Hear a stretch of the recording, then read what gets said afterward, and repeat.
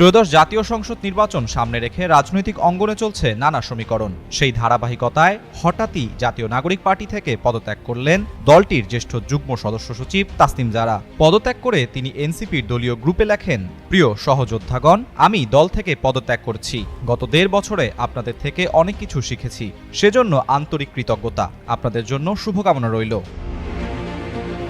এদিকে এনসিপি থেকে পদত্যাগ করার পর থেকেই গুঞ্জন ওঠে বিএনপিতে যোগ দিতে পারেন তাসনিম জারা। রোববার বিকেলে গণমাধ্যমের মুখোমুখি হলে তাকে বিএনপিতে যোগ দেওয়ার বিষয়ে প্রশ্ন করা হলে জবাবে বলেন, বিএনপিতে যোগ দেওয়ার কোনো সম্ভাবনা নেই। এর আগে শনিবার ভেরিফাইড ফেসবুক পেজ থেকে তাসনিম জারা জানিয়েছিলেন স্বতন্ত্র প্রার্থী হিসেবে নির্বাচন করবেন।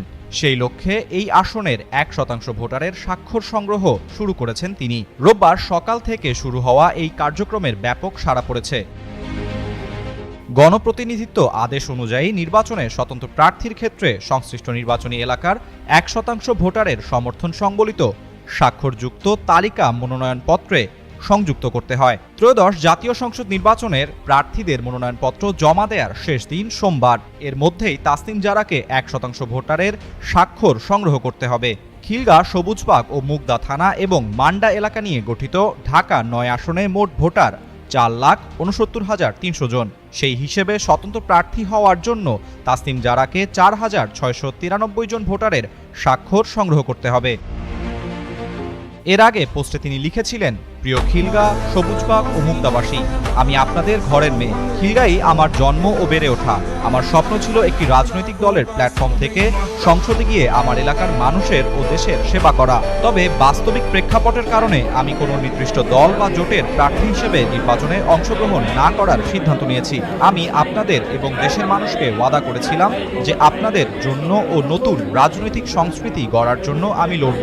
পরিস্থিতি যাই হোক না কেন, আমি আমার সেই ওয়াদা রক্ষা করতে দৃঢ় প্রতিজ্ঞ। তাই এই নির্বাচনে স্বতন্ত্র প্রার্থী হিসেবে ঢাকা ৯ থেকে অংশগ্রহণ করব। তিনি আরও লেখেন, একটা দলের প্রার্থী হলে সেই দলের স্থানীয় অফিস থাকে, সুসংগঠিত কর্মী বাহিনী থাকে, সরকার ও প্রশাসনের সঙ্গে নিরাপত্তা ও অন্যান্য বিষয়ে আপত্তি ও শঙ্কা নিয়ে কথা বলার সুযোগ থাকে। তবে আমি যেহেতু কোনো দলের সাথে থাকছি না, তাই আমার সেসব কিছুই থাকবে না।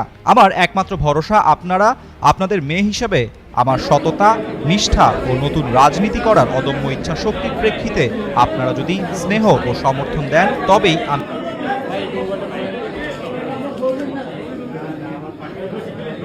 বসে পড়ে তারপরে আমাদের